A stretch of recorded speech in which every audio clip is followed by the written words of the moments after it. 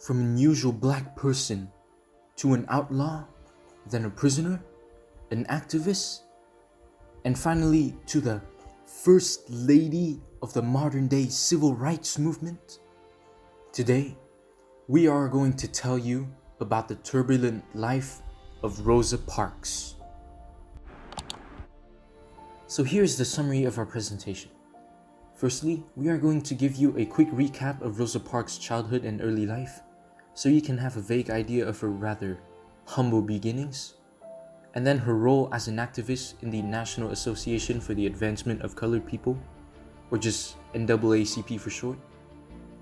Then next up, we are going to tell you about the main event that made Rosa Parks the renowned national hero for some, but a critical threat for others. Lastly, we are going to end this presentation by mentioning the numerous awards and recognitions that she had received, and briefly talk about her late life and how she continued to fight for human rights despite her age and until her inevitable death. But before diving into anything, we deemed it necessary to give you a quick overview on the civil rights movement, as well as the racial situation in the early 20th century USA as contextualization. So since 1876, a succession of promulgation of laws that will be later known as Jim Crow laws started to intensively restrict black men's rights while promoting racial segregation and discrimination in public spaces. Black Americans could no longer go to the same schools, hospitals, or restaurants, or even use the same drinking fountains, washing machines, or bathrooms as white Americans. Moreover, since their rights were greatly reduced, the practice of lynching, which refers to the violence and crimes made towards black Americans without any interference from the state or any court trial, became more and more common. Then white supremacist organizations were born or even reborn, which was the case for the famous Ku Klux Klan, who found the rise of their second clan, roaming the African American ghettos at night and secretly watching the latter's movement during the day.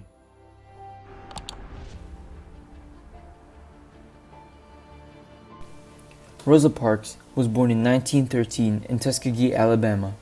At the age of 11, pushed by her parents, she followed the course of the Industrial School for Girls in Montgomery, founded by whites from the North for black children. Montgomery was also the former capital of the Confederate States, which led to the school getting burnt numerous times by the Ku Klux Klan. In 1932, at 19 years old, she married Raymond Parks, a barber, but most importantly, a member of the NAACP, which is the abbreviation of the National Association for the Advancement of Colored People. This was, and still is today, a civil rights organization that aims to obtain racial justice and equity, fair representation for all, as well as an inclusive economy for African Americans, all through pacifist and democratic means, such as boycotts, marches, and discourses in public, but also as well as in courts and Congress, in order to change policies. Raymond then encouraged her to resume her studies, which were interrupted at the age of 16 because she had to take care of her sick mother and grandmother, so she agreed to study and return to Alabama, where she pursued secondary studies at the Alabama State Teachers College for Blacks, and then successfully obtained a high level of education after finishing and earning her high school diploma, which was something already very rare for black people at the time, and especially for black women. She then held several positions, but even with her educational level, it still didn't distinguish her from the color of her skin. So, she worked in labor force such as dressmaker, elderly, or housekeeper for a liberal white couple who encouraged her to take training in workers' rights and racial equality. In 1943, Rosa Parks found herself becoming a member of the American Civil Rights Movement and secretary of the NAACP in Montgomery.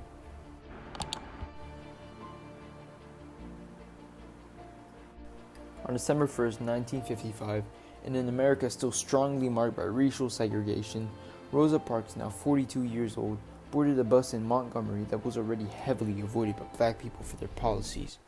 The law was stating that the front of the Montgomery bus was assigned for white civilians, while the seats behind them were for black people. and the bus driver had the right to ask any black passengers to give up their seat for a white passenger. The whites would have cushions and comfortable seats, while the blacks would have to be cramped up in the back with little to no room. Yet more than 70% of black people were still forced to take the bus daily due to financial hardships like Rosa Parks at the time. But on this day, what made her go down in the books of history was when she refused to obey the order of driver James Blake because all the seats in the white section were taken, while a white man was left out without a seat. As a result, the driver instructed passengers lawfully in the first 4 seats in the black section to stand, thereby adding another row to the white portion. The remaining 3 people followed the orders, but Parks did not.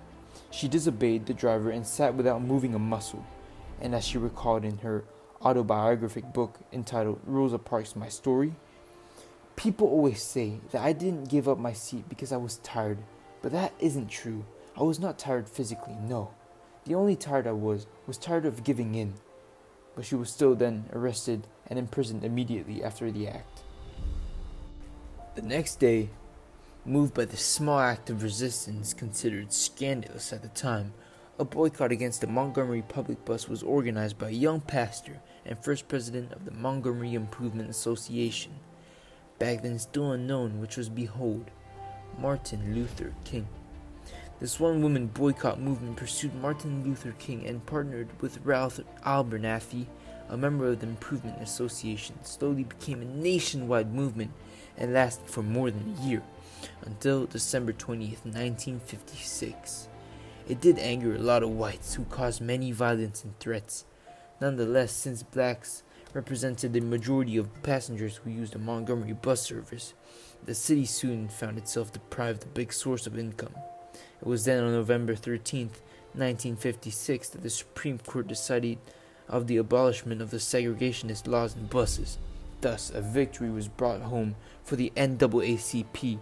Rosa Parks' act of resistance on that fateful day until now still remains a strong symbol of the everlasting fight against segregation in the United States. In that sense, the integrity of the civil rights movement started from a simple yet strong, courageous, and powerful message thrown by Rosa Parks.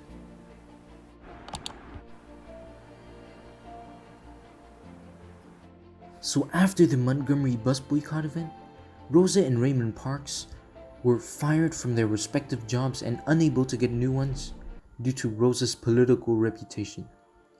On top of that, she had been frequently harassed, receiving death threats, and also having disagreements with other activists of the civil rights movement as to what to do next. So she ultimately had to move from Montgomery to Hampton in Virginia in 1957, where she briefly worked as an inn hostess in a historically black college, before moving later that same year to Detroit, Michigan, where her brother resided. There, she worked for 8 years as a seamstress, and then in 1965, thanks to the same political reputation that forced her to move from city to city, she was hired by African-American John Conyers as his assistant, greatly helping the latter in his congressman electoral campaign, and later in all social economic matters, especially those related to the civil rights movement, such as education, job discrimination, and housing segregation.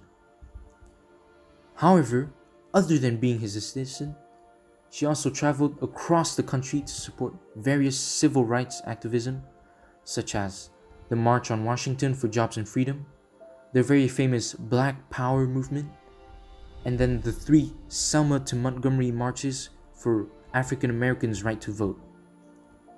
And she also collaborated with the League of Revolutionary Black Workers and the Republic of New Africa to raise awareness, similarly to the recent Black Lives Matter movement, BLM, about police abuses that have been happening in Detroit in 1967. She later founded the Rosa Parks Scholarship Foundation and the Rosa and Raymond Parks Institute for Self-Development, and wrote 2 autobiographical books before dying in 2005 at age 92. So during all her career, she had inspired numerous amounts of civil rights movement activists, such as Martin Luther King, Malcolm X, and also Paul Stephenson, who is an activist but in England.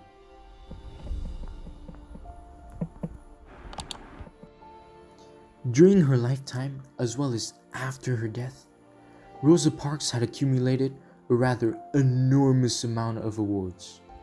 This includes the Spingarn Medal in 1979, which is the highest honor of the NAACP, the Presidential Medal of Freedom in 1996, and the Congressional Gold Medal in 1999, with the title Mother of the Modern Day Civil Rights Movement, which are the highest honors given to civilians by respectively the executive and legislative branches of the United States. And also, as a commemoration, Rosa Parks Day is celebrated annually, and following the state, it is either on her birthday or the symbolic day of her arrest. She has statues of her in the United States, including one in Montgomery where her life took an enormous turn, and another one in the National Statuary Hall, in the heart of the United States Capitol. She also has numerous of things named after her, such as a highway in the state of Ohio, a railway station in Paris, and even an asteroid discovered 5 years after her death.